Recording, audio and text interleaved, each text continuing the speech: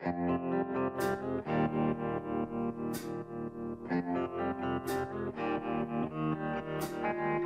listening to the Hazard Ground Podcast, with service members from across the military sharing their stories of combat and survival.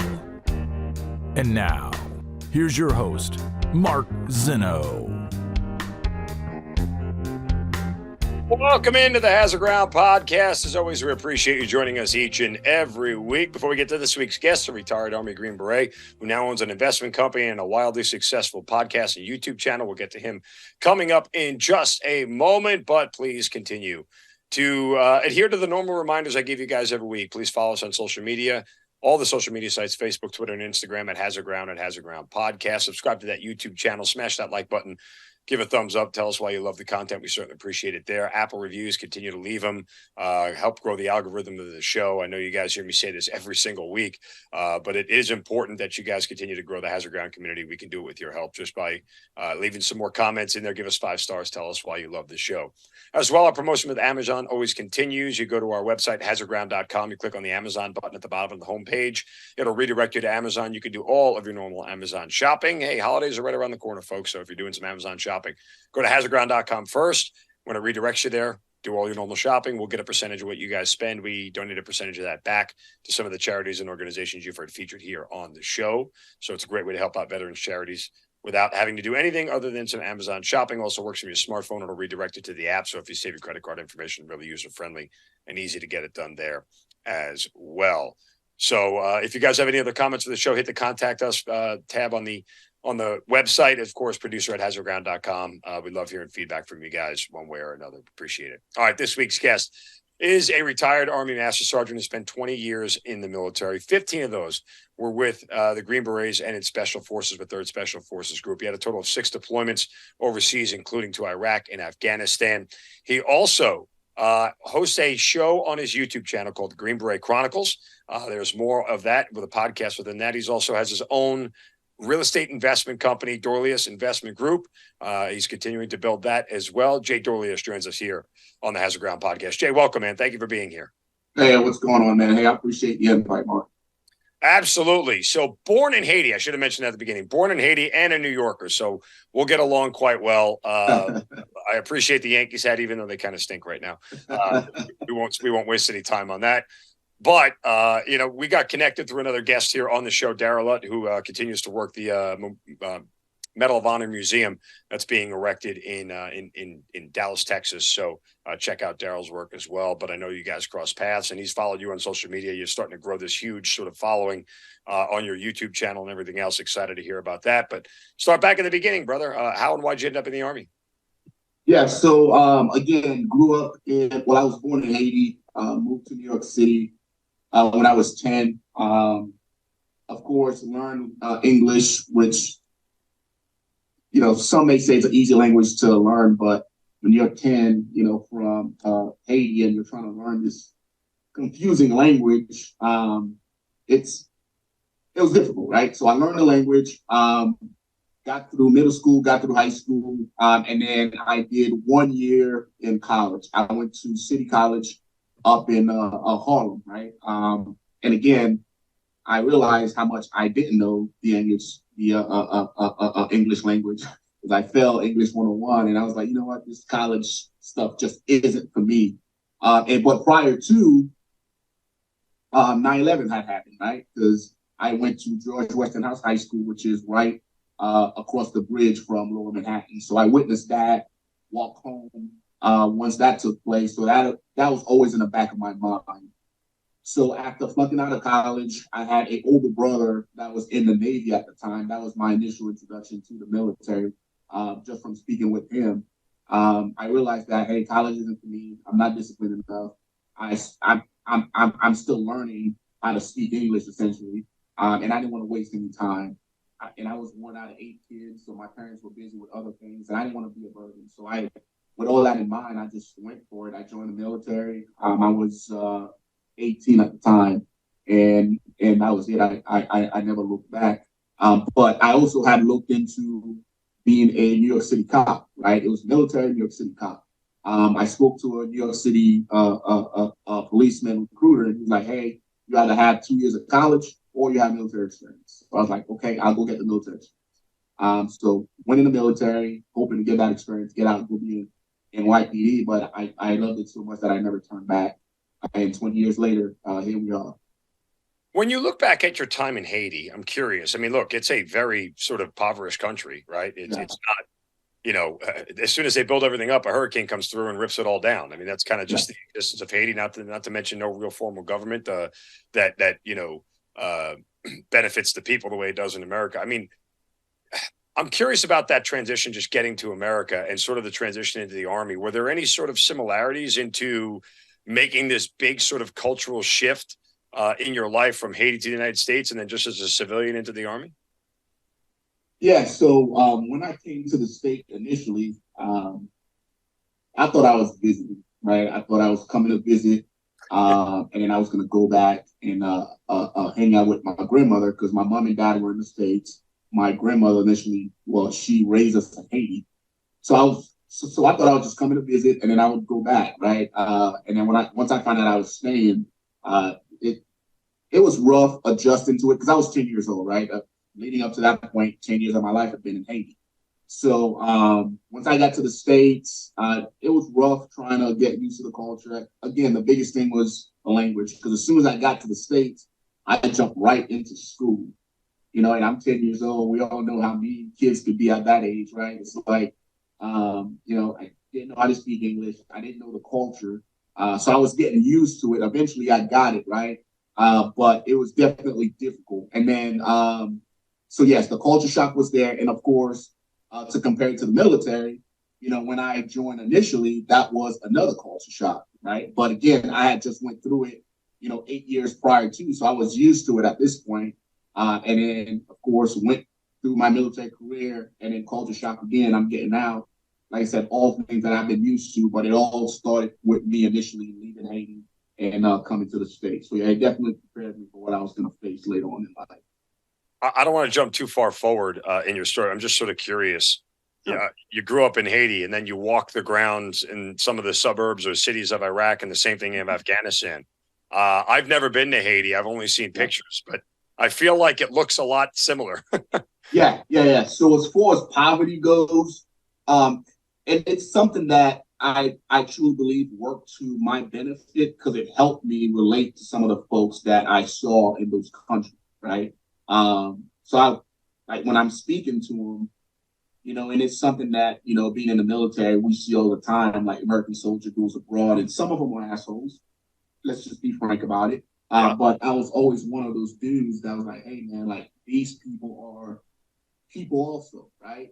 In another dimension, in another universe, that could have been me. That could have been you, American soldier, and me, civilian in Haiti, and you're doing work, right? Which in 1994, that was a thing, right? I was in Haiti in 1994, and I remember the helicopters going above, and I remember seeing American soldiers. So I'm like, hey, that was me at one point, right? So now that I'm here and the roles are reversed, I still got to keep in mind that, hey, these individuals, like, they're still human beings, right? They were dealt this card and they're making the best out of it. So if anything, it helped me better relate to the folks and what they were going through. Yeah, no, again, I certainly can appreciate that.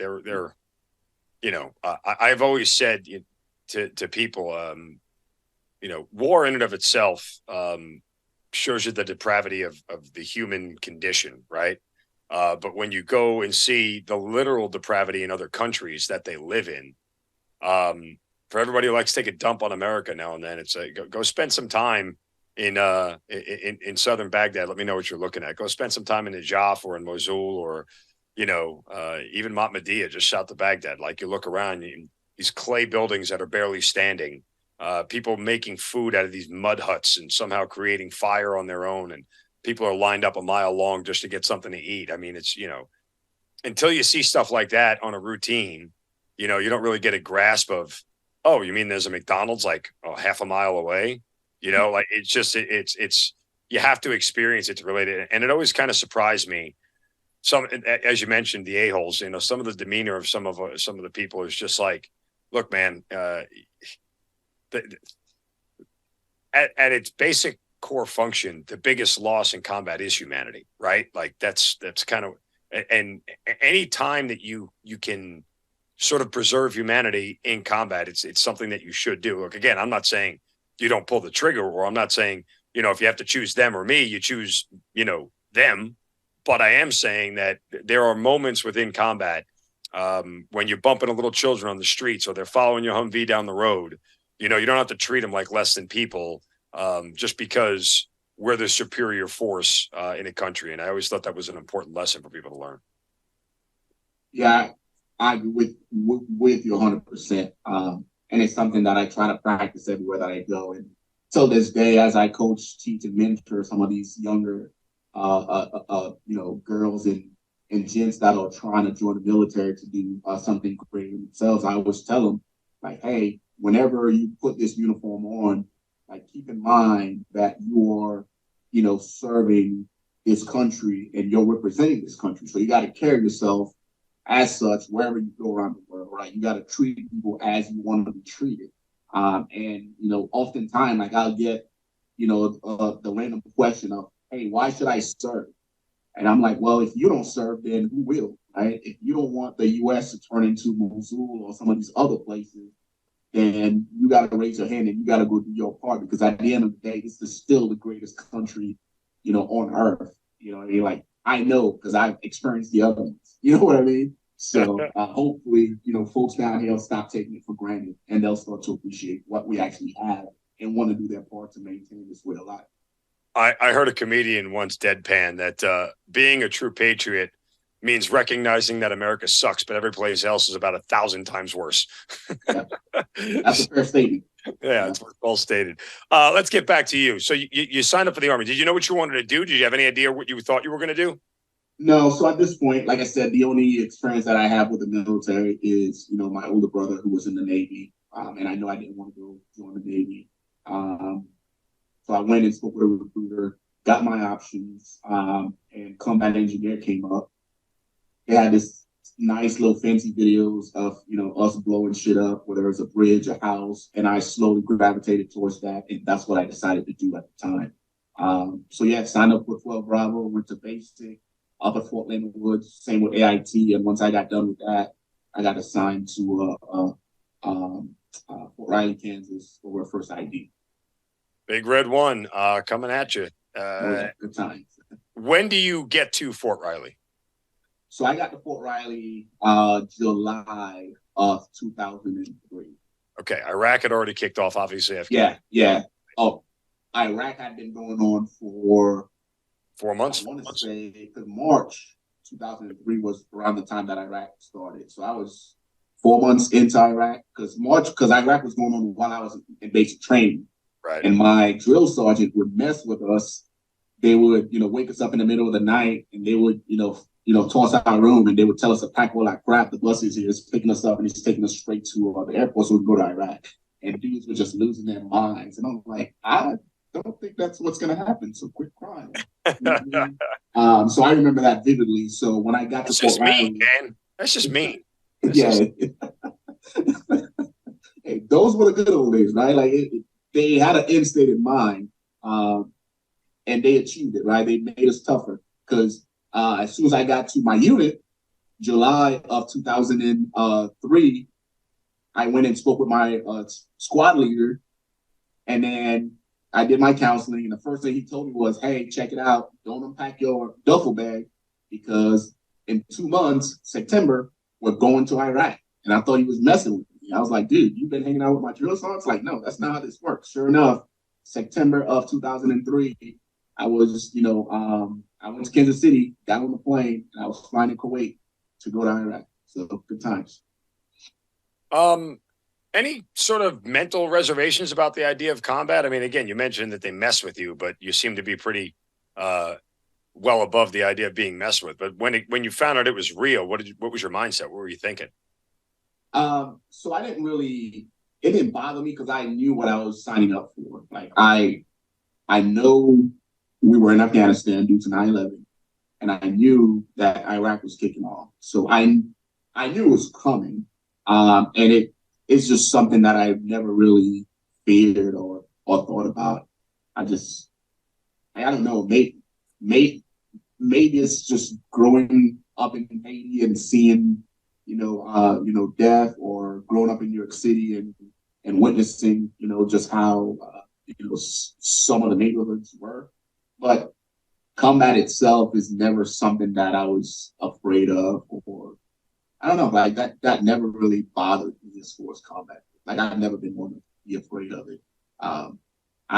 I've always been in the mindset of, hey, if it's my time to go, it's my time to go. I don't have any control over that, but the least I can do is perform at my highest, and when I do go, at least I'll go out like a warrior, So Right. That's always been my mindset. Where did you end up in Iraq when you got there? So 2003, we ended up in a small town called Chaldea, which was, I want to say, it's about 30 minutes from Fallujah. And about 15 minutes, so 30 minutes from Ramadi. Fallujah was right up the road from us. Okay. Did you know what your mission was? I mean, at that time, Fallujah wasn't as bad as it was in 04, 05, but what was your mission when you get there? So, of course, at this point, I'm a private. I'm 6 months into the military. I didn't know anything about anything. I was just there, just happy to be a part of it. But our mission was route clearance, which the concept was fairly new. So it was route clearance and also pulling guard on all the ASPs that were downrange, all the AHA points, right, where all the Iraqis kept their ammo. Because as soon as we started to roll into Iraq, the National Guard and all their soldiers just abandoned their posts. So they had this big storage areas, like it was literally like just in the desert where they built like this big ammunition point. They just like abandoned it to where a lot of the terrorists that were around that were running around in that country would just go to these supply points and just grab IED making materials and go set up IEDs out in town. So my company was tasked with also pulling guard on that supply point, as well as conducting route clearance for all the convoys that were going through to other locations. What was the operational tempo like for you? I mean, were you guys out on the roads every day? I mean, it's weird because, once mission accomplished happened, right? Like, 2 or 3 months into Iraq, I remember it was like May or whatever it was. Yeah. That banner came up. I mean, we're sort of in this holding pattern. Everything's fairly quiet. The real insurgency hasn't swarmed back up yet. So what's it like day to day? So day to day, like we had a rhythm that we kept. So we had within the company, we had 3 platoons. So we had a platoon over at the AHA point that would guard that. We had a platoon conducting route clearance, and then we had a small OP in town overlooking a bridge that was critical for coalition forces to go over. So we had a platoon over there pulling guard on that, and we would just rotate. Right, so we always had something going on, and then the IED threat started getting more and more real, and we had multiple platoons patrolling different areas. So from what I can recall, man, like we stayed pretty busy.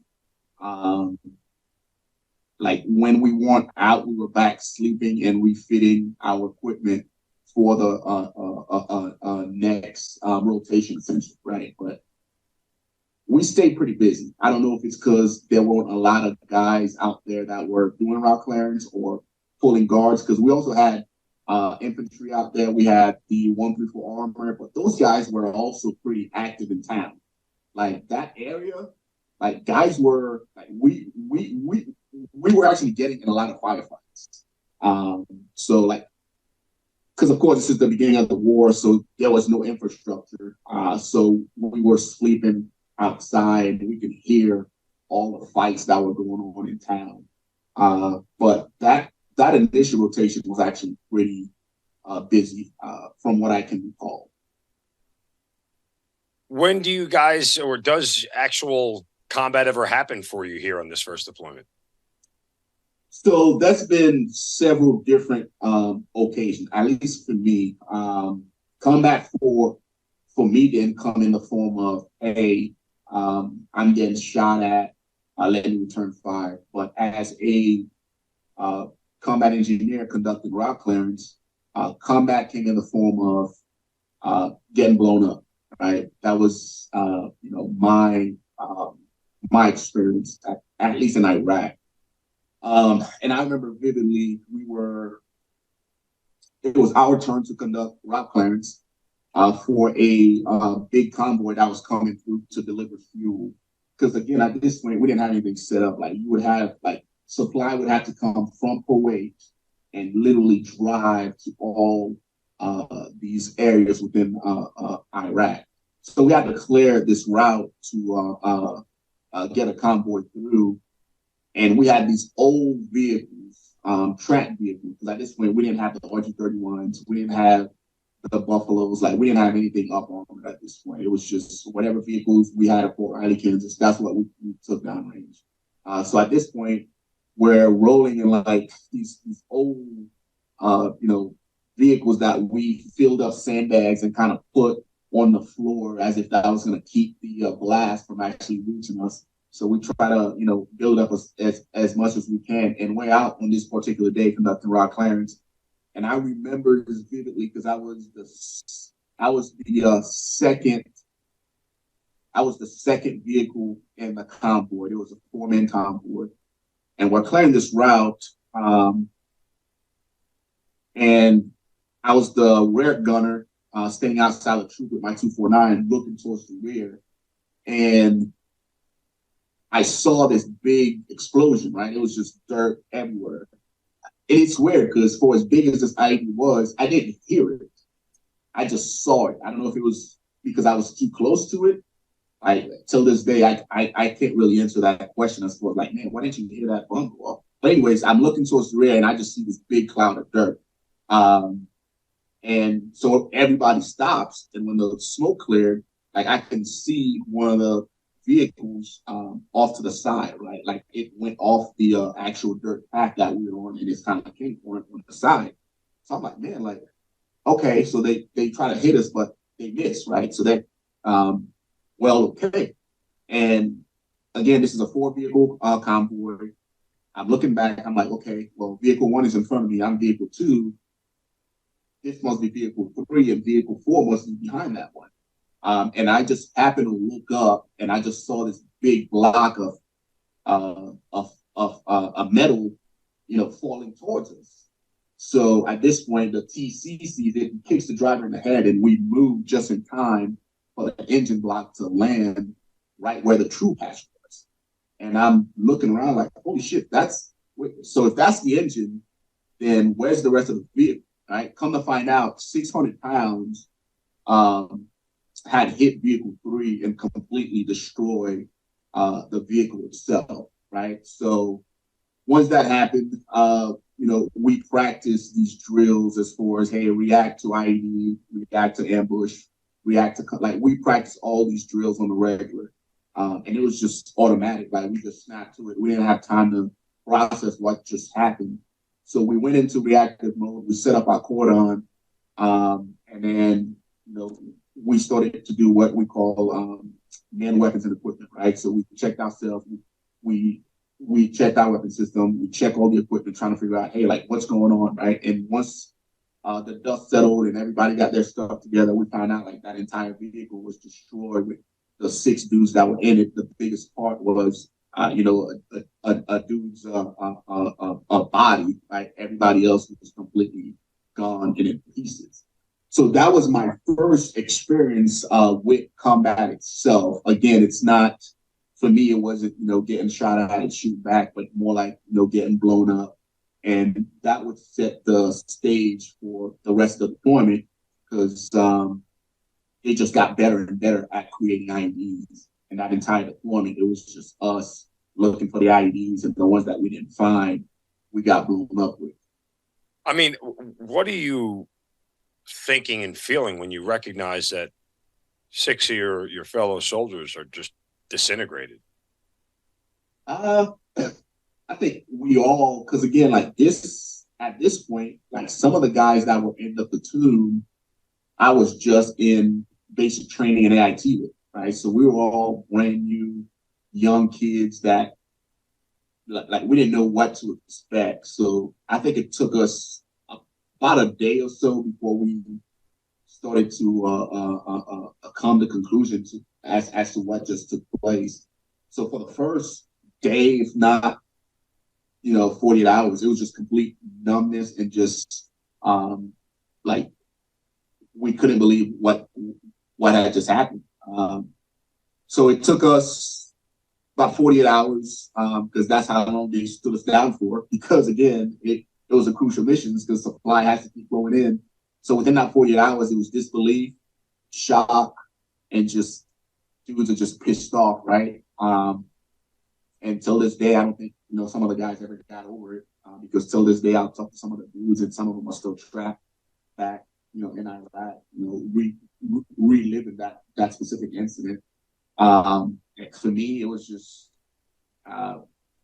just anger and then hatred towards the Iraqis, to be honest with you, and it just kind of continued for the rest of the deployment.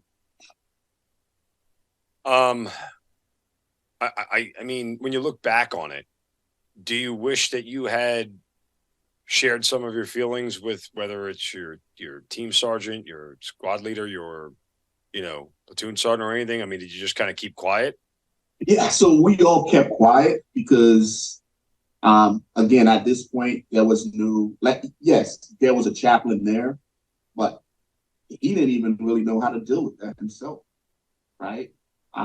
Squad leader, platoon sergeant, like they were, busy with figuring out how to keep everyone else from getting blown up, from dying, right? They had their own things on their plate that they had to worry about. So we, as soldiers, kind of banded together within the platoon, and we just kind of we found activities to keep our minds from wandering down that rabbit hole. And we just kind of kept each other busy and kept each other entertained while we were downrange. And then once we got stateside, shit just got out of hand with dudes getting in a fight, dudes getting kicked out, dudes getting in trouble. Because again, mental health wasn't a thing back then, right? This is 2003.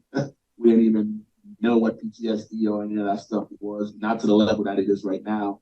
So we were essentially the first casualties that, dudes still this day, like I mentioned, are probably still back then because they never got the help that they needed. For me specifically, once I got back, I started going down that rabbit hole of getting myself in trouble, getting locked up.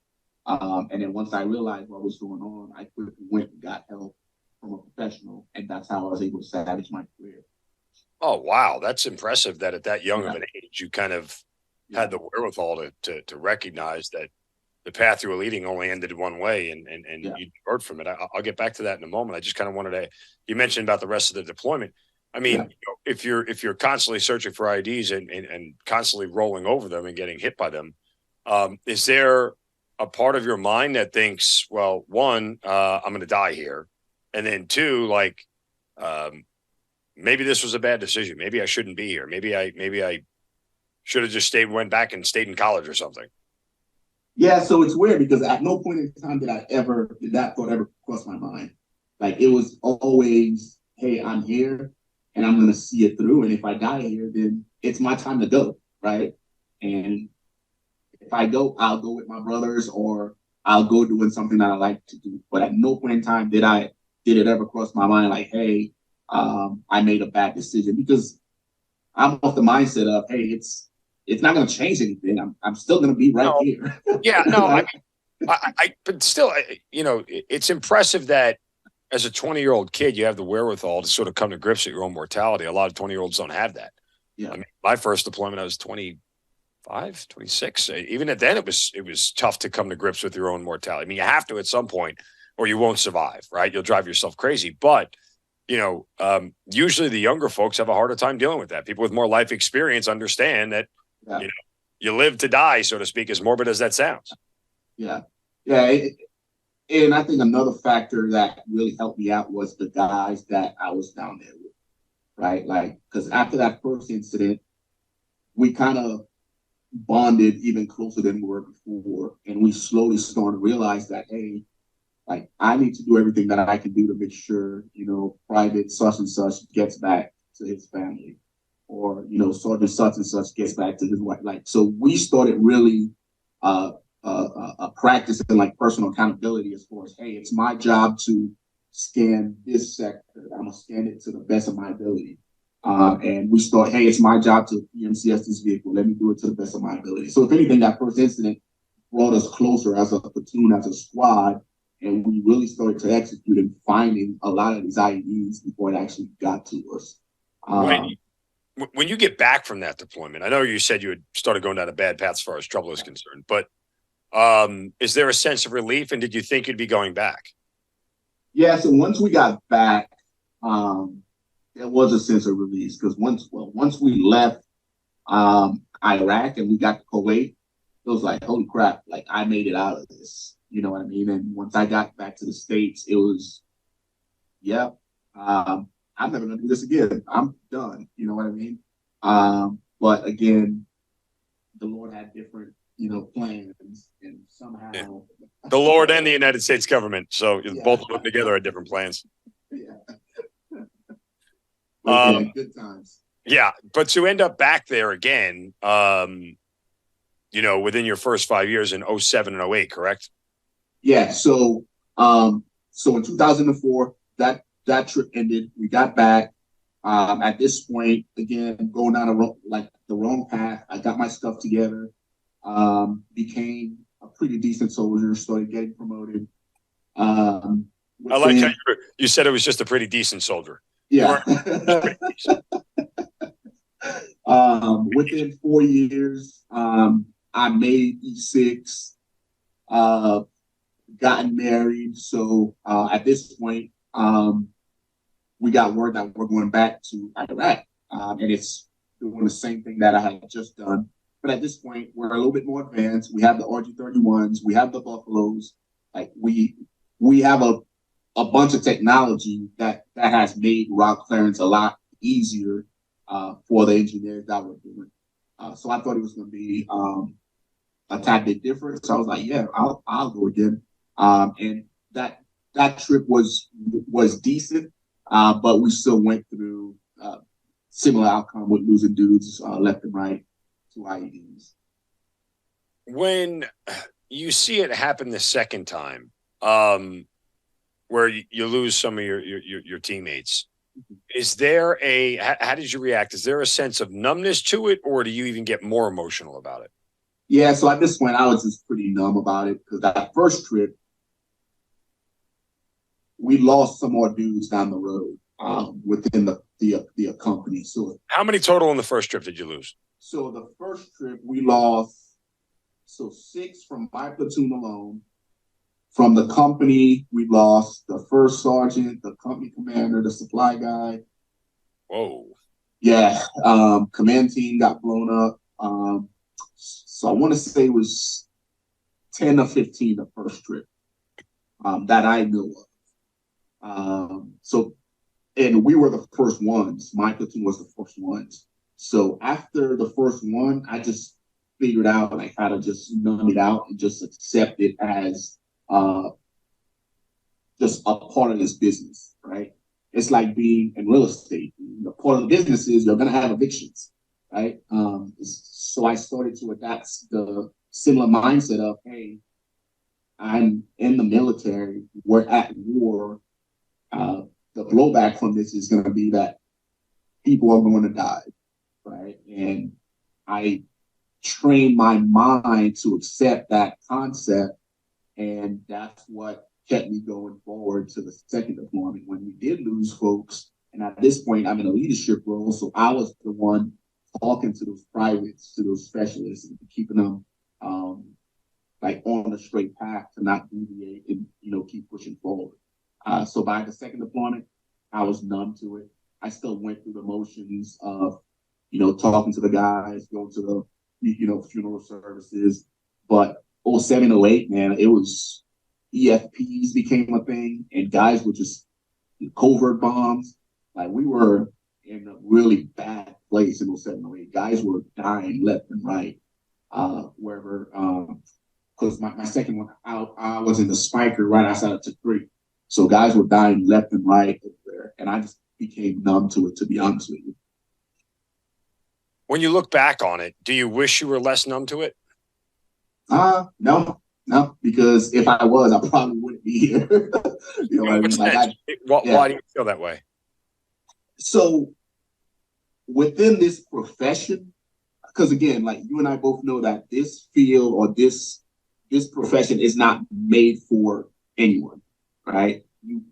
It takes a special breed of men to join the military and to confront evil and stare at it and push back. Right? Not everybody could do that. And the guys that weren't able to do that, like they didn't make it far, right? They got out, they got back, they got out, and they never really made anything out of themselves because war essentially defeated them, even though they were still alive, right? They stayed, I guess, in the past of, man, what if I had done this? Such and such would have been alive. What if I had done that? Such and such would have been alive. As opposed to me, like once I accepted the fact that, hey, this is war, it's going to happen. It's no fault of my own. There's nothing I can do about it. The best thing that I can do is keep living my life and keep celebrating those that have come before me that have passed. Right? Once I found a way to, wrap that concept up and started to adapt it, like I found myself being more and more fearless, right? As opposed to if I was dwelling in the past, if I let that, specific incident eat me up, like Lord knows where I would be right now, right?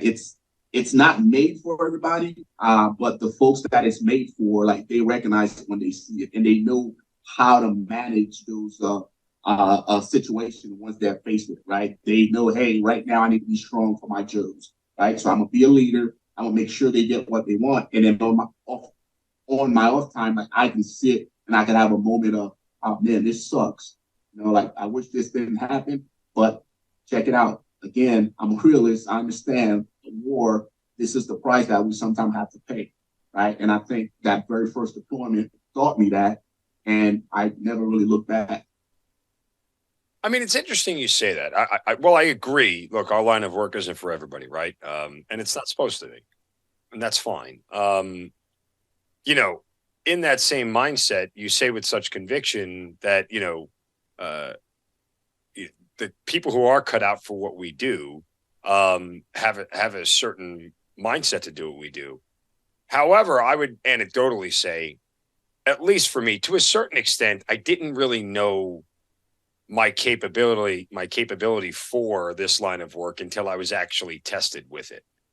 And you seem to portray, at least what I'm picking up from you, that you never really doubted your capability to handle what was in front of us. I just being honest, I didn't know that I had the guts to do what I did until I did what I did. Does that make sense?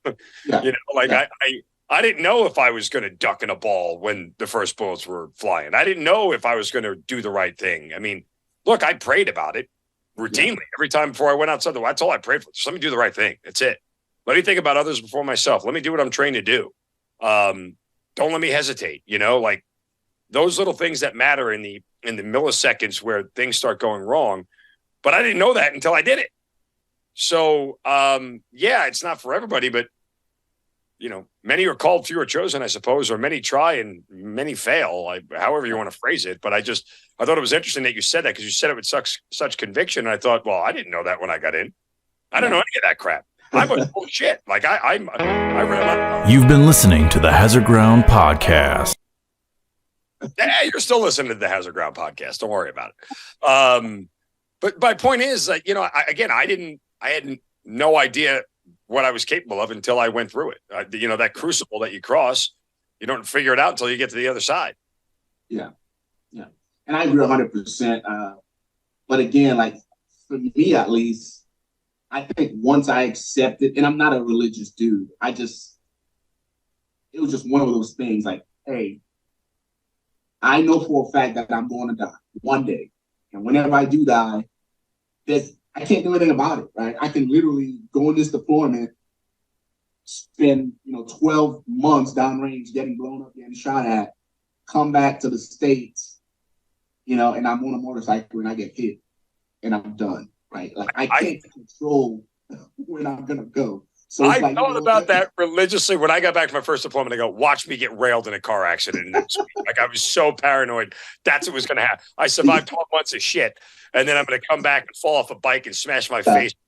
Yeah, I thought about that, but again, that's part of it, I guess, to a certain extent. Like, and even now, there's a part of me that has always felt I at least would have rather to a certain extent die in combat where I had less control, even though I felt like I had more control certain times, where I had less control of the outcome of anything than I do in regular life. Like, I'm almost more paranoid in regular life than I ever was in combat because, nothing bad is theoretically supposed to happen here.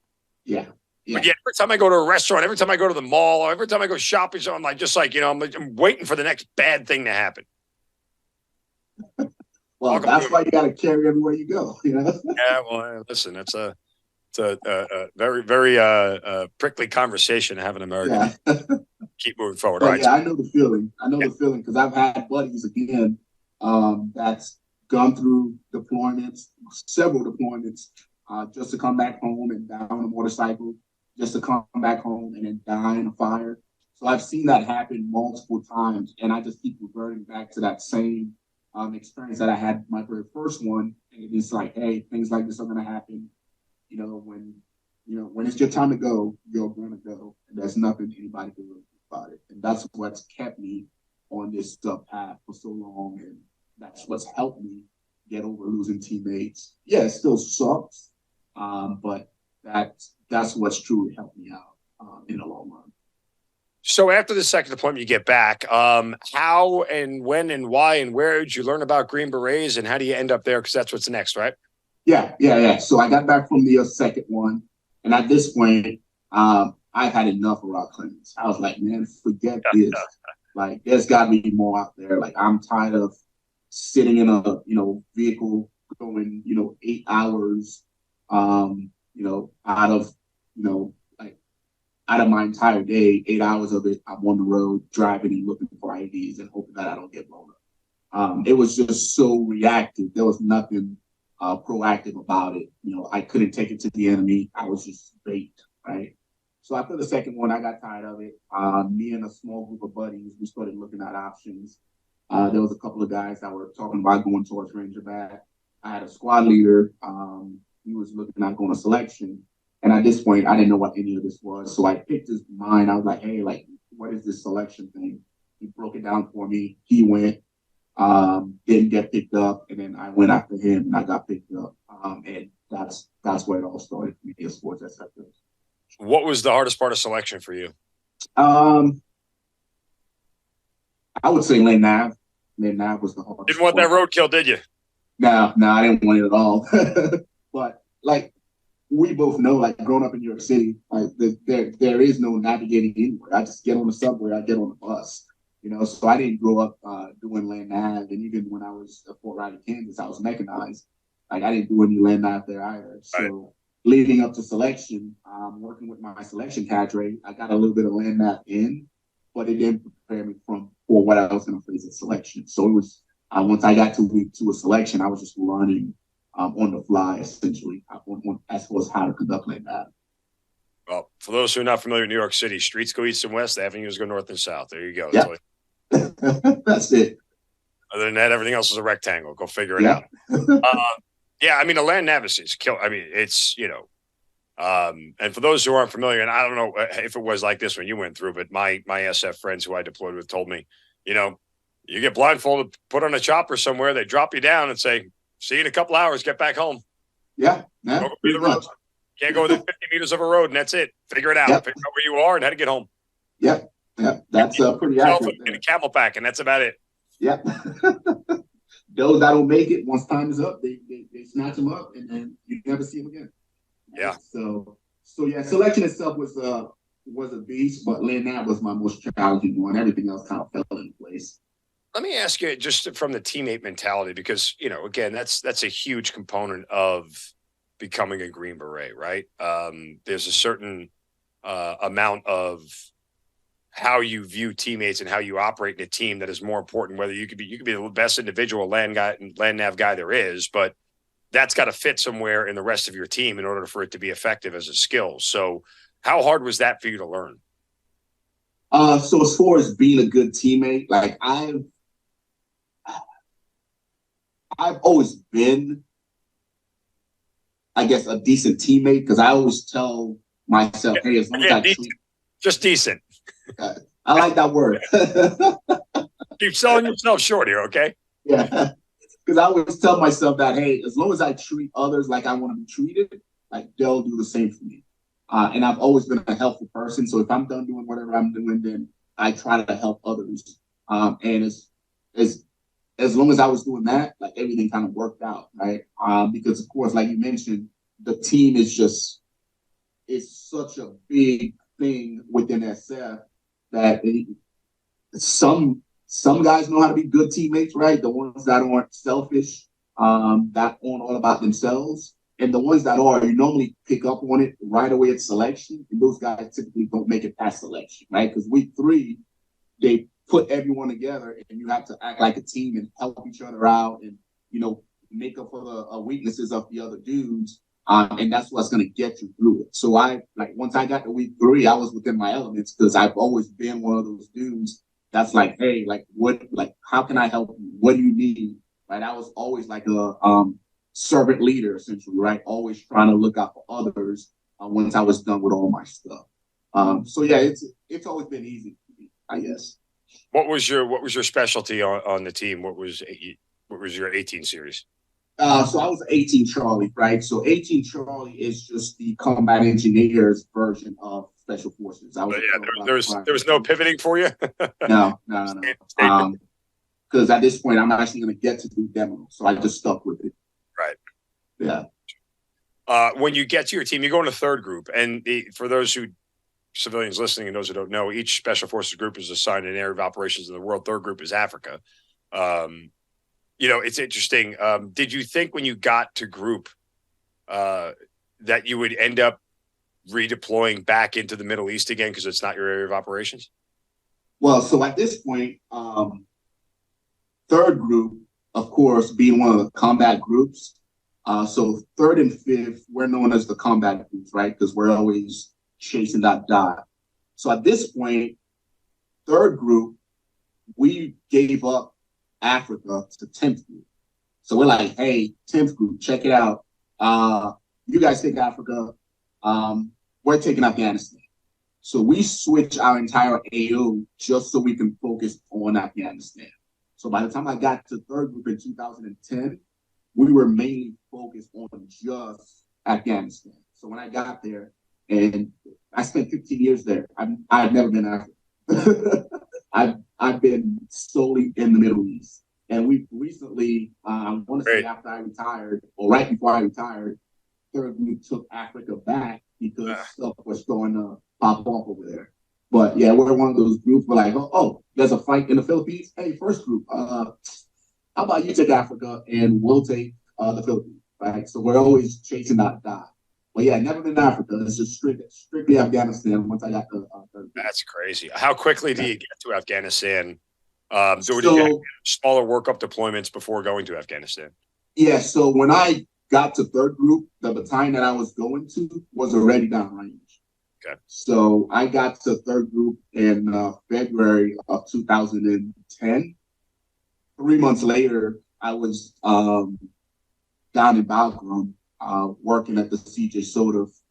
I worked there for about 4 months, and then I went down to Kandahar to link up with my first team down there. You're getting there at a very interesting time in 2010 to 2011, because that's when, look, I mean, I recall distinctly when I was on my first deployment in 05 to 06, I'd walk into the operations center and, TVs would be on and everything else. And I remember seeing, kept asking, what the hell's going on? Nothing's going on in Afghanistan. I'd rather be there. I have a much better chance of survival just sitting in the freaking barren woods and mountains of Afghanistan than I do driving around Baghdad 5 days a week. But yet when you get to 2010, 2011, that's when sort of the insurgency started to really pick back up. Obviously, look, at this point in time, the Green Berets sort of shifted a little bit more from FID to direct action, right? I don't know how third group did it, but there was certainly a pivot for the most part, where direct action started to take more of the time and targeting and everything else than FID did per se. But what were you guys handling when you got there to Kandahar? Yeah, so I got to Kandahar towards the end of 2010. So it was November-ish 2010. And at this point, McChrystal, I think, was who was in charge of Afghanistan. And he started going towards this coin, the counterinsurgency. Yay. Yeah, good time. So there's a ton of 06s and 1-stars who got like all medals for coming up with the term coin. Yeah. Which nobody has any idea what it means, actually.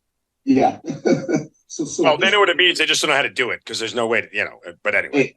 Exactly. So we started, third group was actually the first, I guess, group to start this new concept that McChrystal came up with. And it was VSO, Village Stability Operation, right? So that's when they would take a SFODA and they would just embed us in a town. It was like, hey, ODA such and such, I'm going to put you in Maywan. Like, you will live in that village.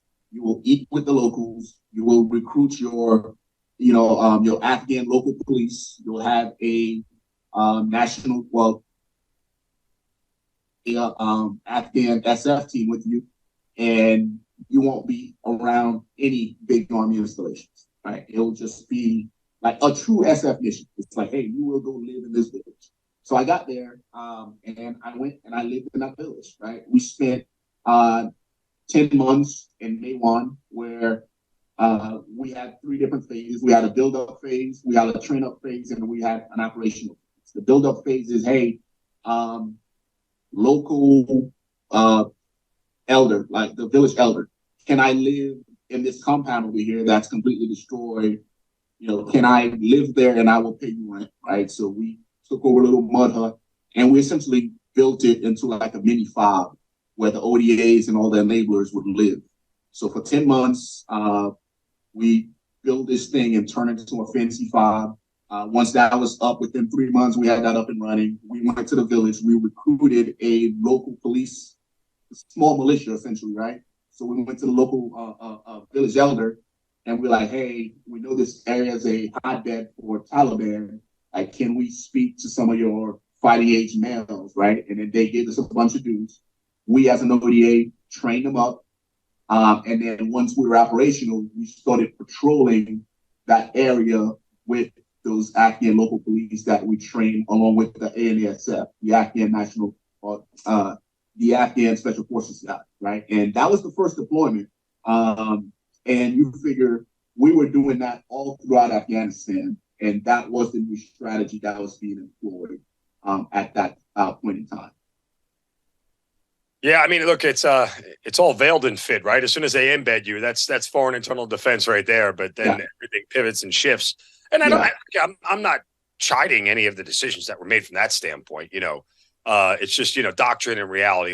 The gap seems to grow wider the longer in combat you stay, because everything's constantly shifting. Nothing is static, to a certain extent, as it should be, right? I mean, and we've rewritten doctrine a dozen times over through combat just because we learned more than we knew when we went in. So that's fair. So I just didn't want to make it sound like I was taking a dump on McChrystal or anything else. It's just, I've lived it, so I understand how it went in my time in Iraq with 5th and 10th group. So, when you get to this level, and now you're getting this experience here of a different level of combat. Was there anything about what you did in First ID from a combat standpoint, was any of it relatable to what you were doing now in Afghanistan? Yeah, so this was a different perspective as far as combat goes, right? Because like I mentioned earlier, my time in big army was very reactive, meaning, I was essentially bait, right? I would go down the road until something happens, and then I would react, right? That normally came in the form of a battle drill, right? That's why it's react to IED, right? I'm not actively looking for the IED. as opposed to once I got to SF, it was more like, all right, now I'm hunting. Like once we are operational, like I am no shit going out every day. I'm patrolling. I am hunting the enemy. I'm keeping them on their toes as opposed to them, keeping us on our toes whenever I was conducting route plans. So it was a night and day shift, man. And I loved it because at this point, as a new guy, yes, I had IED experience. So I knew the basic stuff when it came to that. So I'm like, hey, if I was the bad guy, I would put an IED here, right? So what we would do is we would take our Afghan local police. We'd be like, hey, man, like I train you on this. I want you to go hang out right here. And then if you see anybody doing something that they shouldn't be doing, roll them up, right? So we started using my experience from First ID, I started to employ the knowledge that I had with the Afghans that I was training. And we had a lot of success there too, because we were like, hey, I know what to look for as if I was going to do it. Let me relay it to this dude. And sure enough, it was like clockwork, right? We were snatching dudes up left and right that were trying to in-place IEDs to try to blow us up. So that's the IED front of it. And of course, every time we would go out, they'd be like, hey, these Americans are out here by themselves. Like, let's go pick a fight with them. Within the first, probably 3 or 4 weeks, they quickly learned, like, hey, these aren't normal Americans. Like, let's not mess with them, right? And then the rest of the trip was, just us hunting them and keeping them on their toes. When you actually get into combat there, and it's not on the road, it's more on foot or, again, direct action. Did you feel like, for lack of a better way to phrase it, you were up to the task? I mean, obviously the training has become different this whole time. Everything is different. But still, was there any sense in the back of your head like, hey, I wonder how I'm going to respond to this?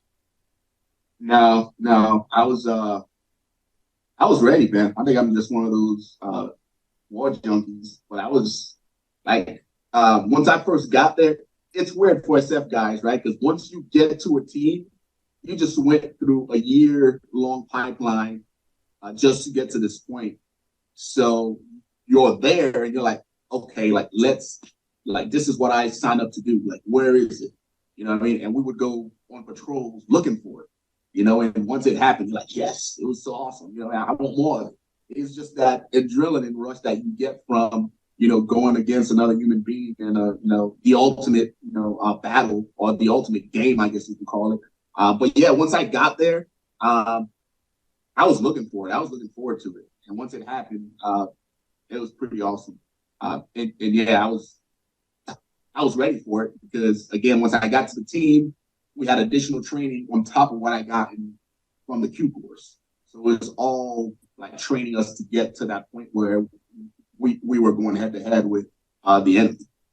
For someone who had the wherewithal at such a young age to understand their own mortality in combat, the flip side of that is taking another life in combat that still, again, is it's something you have to reconcile whether you would like to acknowledge it or not. But I wonder how that sort of sat with you as now you're again in a different position with direct action and finding and seeking and destroying the enemy.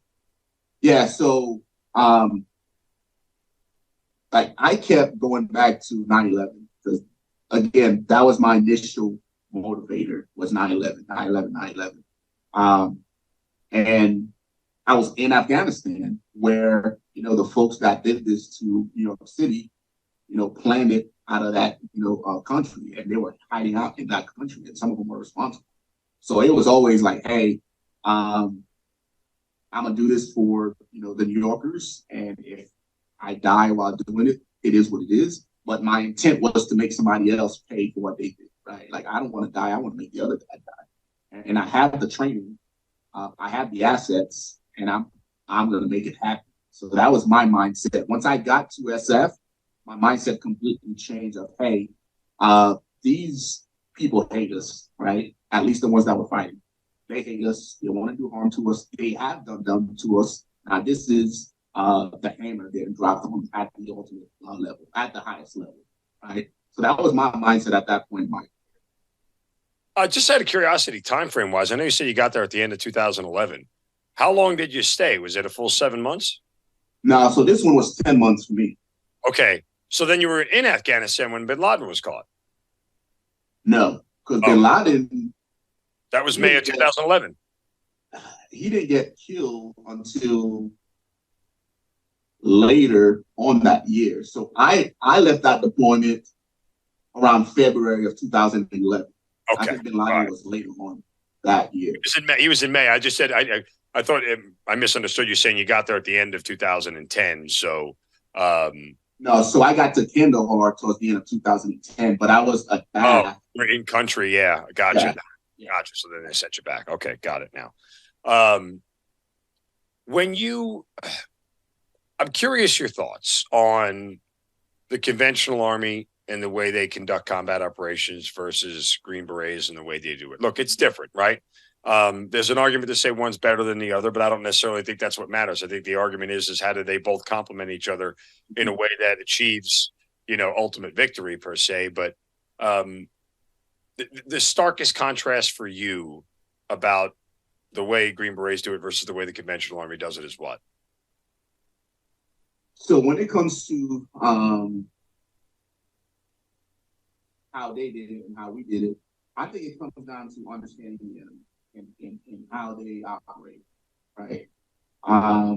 In Afghanistan, essentially, they were a guerrilla unit, right? Like they'll hit you and they'll disappear into this mountains. Like I'm still a big fan of how we initially went in 2001 with the small teams with air, like we we pressure, we punish, and that was it. Like we literally found them, we dropped bombs on them, and that was it. Like I truly think that the war should have ended in 2001. Right? Like we literally had bin Laden on the road. He went into Pakistan. That should have been it. Yeah. Right? There should have been no other reason. Like 20 years later, like it was a unconventional a fight, and it should have stayed an unconventional fight, right? Because when you take a big element such as the United States Army and all the coalition forces, and you insert them into a unconventional battle, now the Taliban is using unconventional tactics, the hit and runs, right? The IEDs, and all it did was, led us to losing a bunch of lives that didn't necessarily have to be lost, right? So it wasn't a conventional fight. It should have stayed a soft-driven war, and I think if we had kept it like that, like we would have been in a lot better place than we are now. So I guess to answer your question, it should have stayed soft-heavy because it was an unconventional battle. Right. Big Army just added more opportunities for the enemy to actually claim success, right? If that makes any sense. Yeah, it does. Leadership, right? But and strategic leadership is important, but again, a much different conversation that would take us a much longer podcast.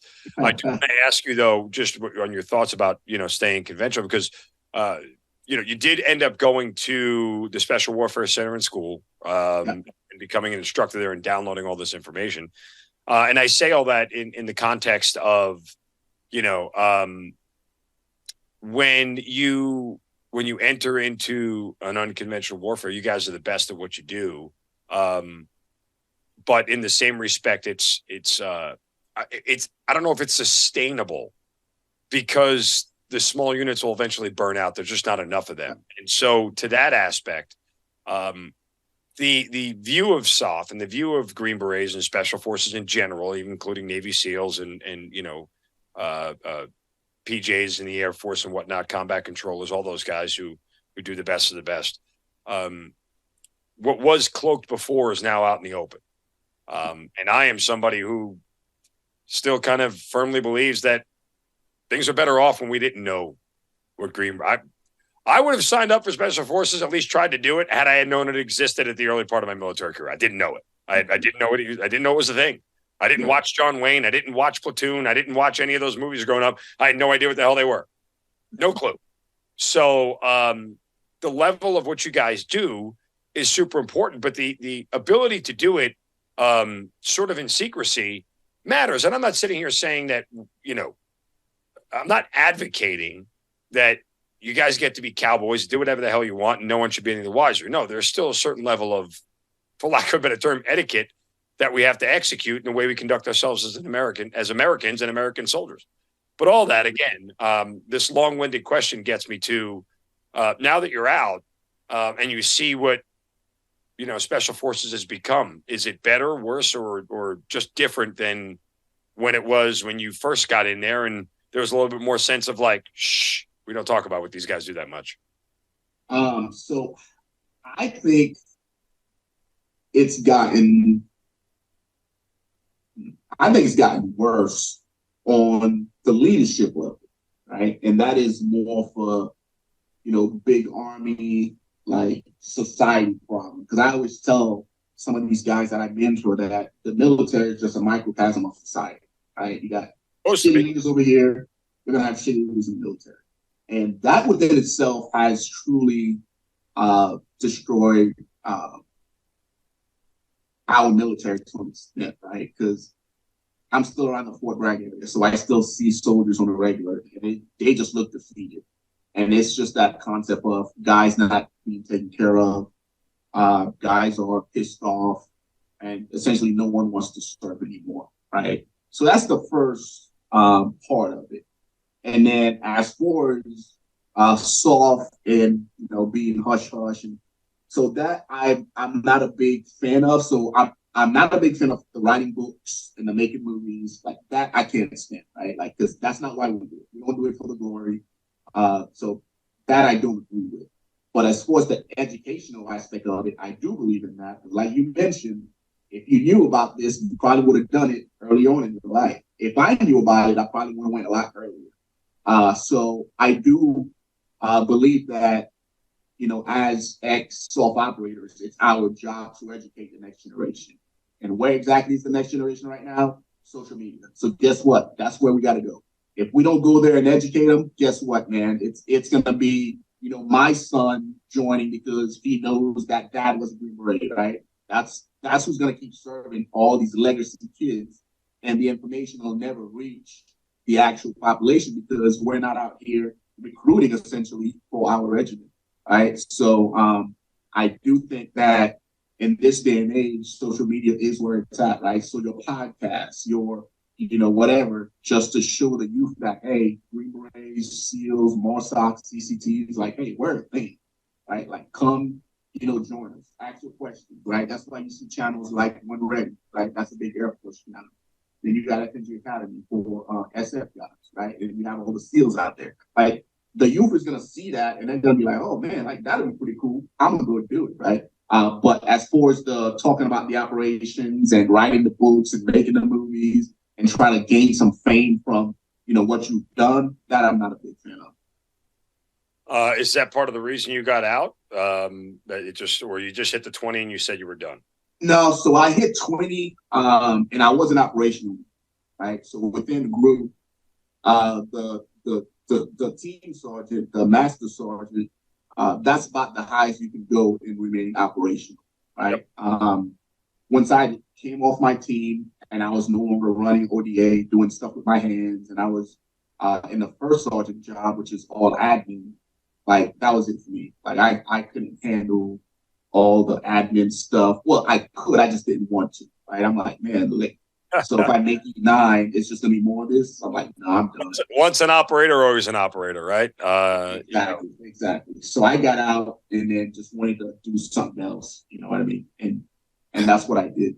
So it's interesting, and I just want to go back to what you're saying before about the leadership, right?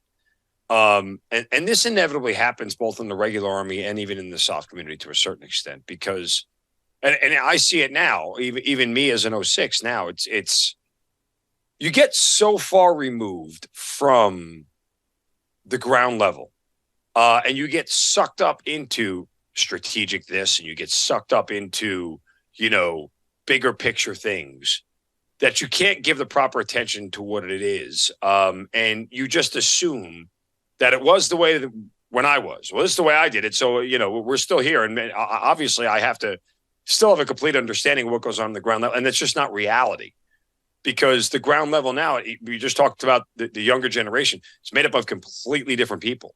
It's not, this is not your daddy's army anymore. It's not your daddy's Green Berets anymore. And to a certain extent, I'm not saying that's bad. Some of it could be good. You'd have to look on a case-by-case basis. But what happens is that leadership, there are guys who, it's unfortunately the guys like you who still have that love and lust for operations that don't sit in the roles that make decisions about operators, right? You end up becoming somebody different and end up bowing down to a different master, i.e., there's a 1-star here, a 2-star there. There's a chief here, it's strategic position, whatever it may be. And then all of a sudden I lost the gumption to turn around and say, no, this is a bad idea. I'm not doing it. I'm not going to advocate for my people. And we're not doing that. We don't say that. We just go, yes, okay, sure, whatever. And we let the shit roll downhill. And that's inevitably what happens, because when you get to that level, there's two choices. You fight and get ostracized, or you keep your mouth shut and you keep your job. That's essentially what happens. If you want to push back at that level, you're quickly going to be pushed out by everybody else because they don't want dissenting voices in the room. That's called groupthink. That's what's killing the military at the highest levels right now. That and politics invading the military. But, and I found this out, didn't know this till a couple of years ago, till after I made 06, but I was unaware of the fact, you get your second star there, Jay. All the other second stars decide if you get to have a second star. You better get in line. If you're the dissenting voice in the room, they all go, thank you, we appreciate your time, but, see ya. Getting the 1-star is the only merit-based promotion you're going to get when you get to that level. Everything else is decided by your buddies. Yeah. And it's just not the way things should go. So I think it was General Bulldog wrote an article about and General Bulldog, he was my group commander, South Af, he's legit. He's just one of those, he started off as an E1, right? Made it all the way to 1-star. That's how solid this dude is. But he ended up punching out because he couldn't deal with all the politics that was going on within the ranks. And he wrote an article detailing this, pretty much saying, hey, in order, you got to get in line to move along, right? You got to toe the line of whoever is, it right now, whether that's, that 2-star and your 1-star, you got to do what you need to do to get. And I'm like, you know what? That's not how the military should be. It should be, hey, I have my obligation to my subordinates. I'm going to keep fighting for them and take care of them, because that's what you're there for. Right? You're not there to, take care of yourself, right? Your superiors are supposed to take care of you. It's supposed to be like a trickle-down effect, right? 4-star takes care of the 3, the 3 takes care of the 2, all the way down to the lowest private, right? That's how it should be. And it's not like that anymore. And our recruiting sucks across the board. I think the Marine is the only ones that actually made their recruiting numbers, probably because of the uniform. But everybody else is sucking as far as recruiting goes. It's not looking pretty for us at all as far as recruiting goes. No, and I don't know how it's going to change. I don't know when it's going to change. I'm confident it will come back around. We just need some. It will. Through, so to speak, in the next 3 or 4 years, and it theoretically should work itself out. All right, so you get out, and now you have your Dorleus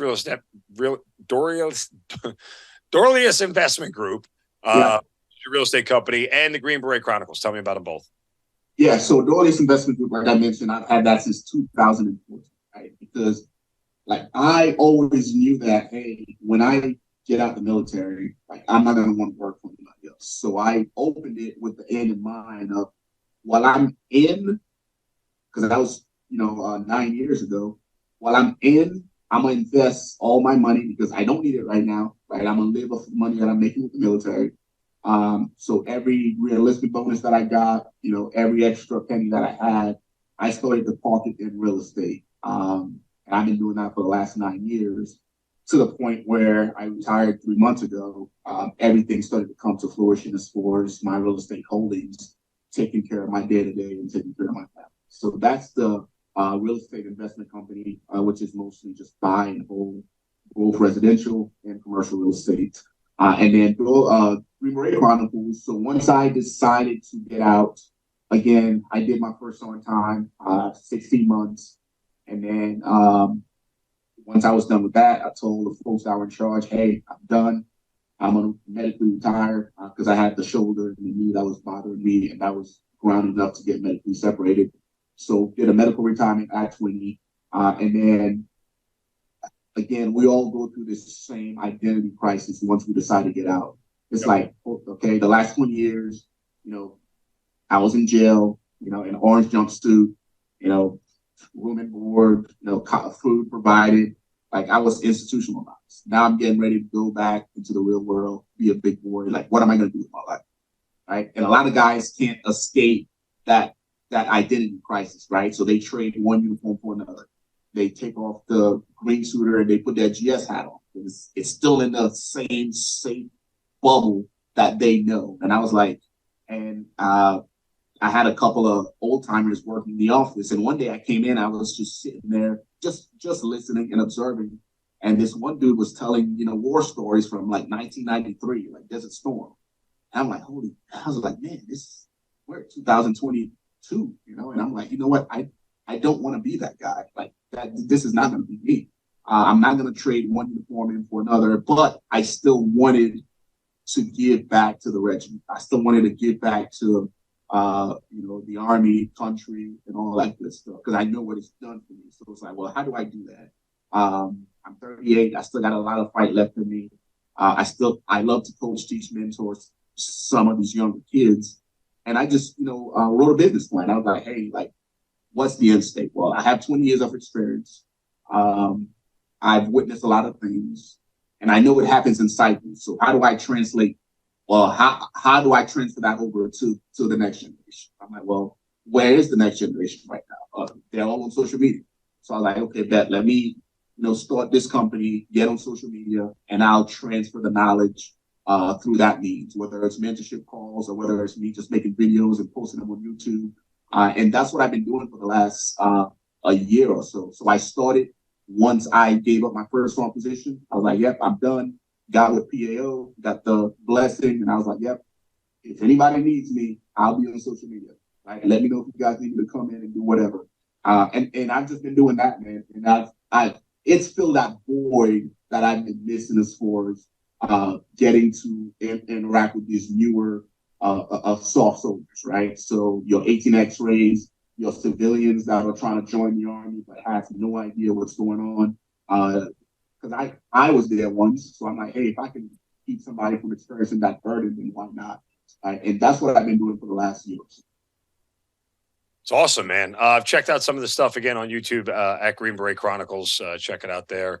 The content's great. The conversations are real, and I think that's, the authenticity of it really is kind of, and we've heard it, I've heard it here talking to you for the last hour plus, but, you get a sense that this is, it's where the rubber meets the road, and it's a no BS assessment of where we are. And, as you said earlier, this isn't for everybody. So let's not sugarcoat about what it is and what it isn't. This is an offer, take it or leave it, but just know what you're getting into the minute you say yes. And that requires a certain level of commitment that you should know at the beginning, whether you have or you don't. Yeah. Right. If you have to think about the level of commitment, you're not committed enough. Like that. Yeah. It's as simple as that to say.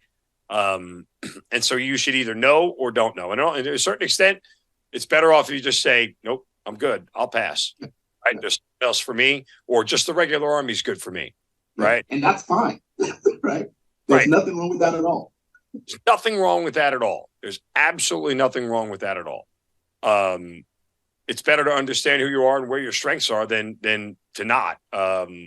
So where do you? At the end of the day, folks do make it through the cracks, and the worst thing you want is, because we'll have these guys that show up that we're not really sure about or whatever.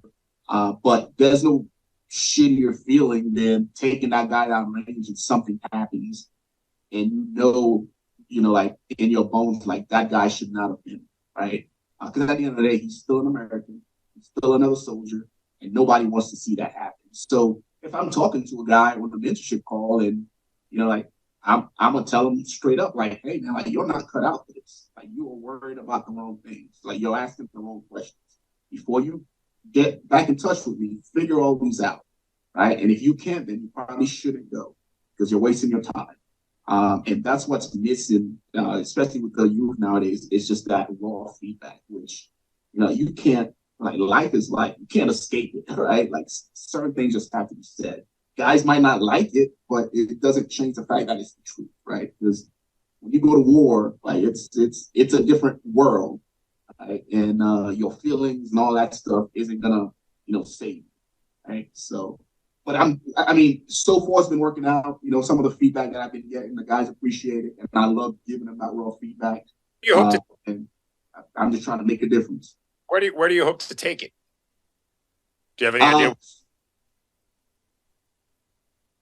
One more time, please. Do you have any idea what you want it to be in the future? Is it where it's supposed to be now, or what are your thoughts? Yeah, so it's exactly where it's supposed to be. I'm trying to grow it to where it's not just me on the enlisted side. I got my old team leader. He's getting ready to retire next year. Lieutenant Colonel type, so he'll handle the officer side. So he'll mentor all the officers, and I'll mentor all the enlisted dudes. And sometimes we'll get on a call together and mentor the military side of it.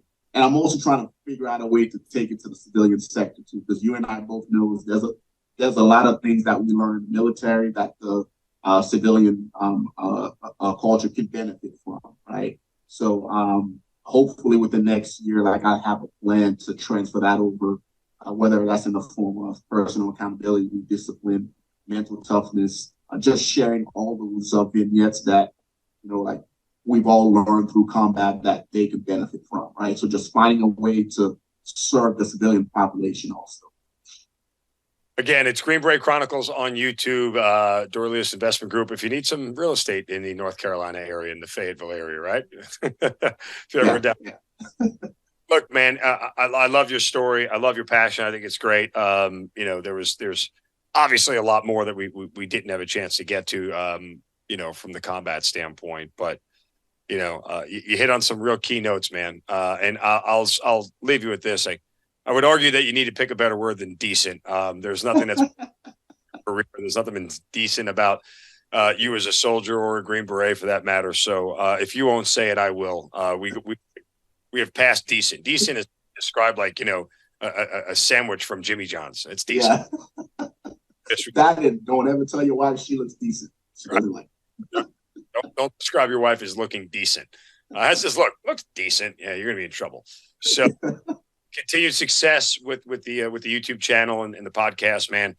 Keep spreading the word. We need great voices in this space. We need people who are passionate about it. We need people who can provide others with direction, and that's really what is going to help get more people back into the fold of wanting to do this life of service and live this life of service going forward, even at the highest levels like you did. So much love and appreciate all the work you're doing, brother, man. That's great stuff. Okay. Awesome, man. Hey, I appreciate the kind words. I appreciate it. And I appreciate you having me on. Glad I was able to come and share my story.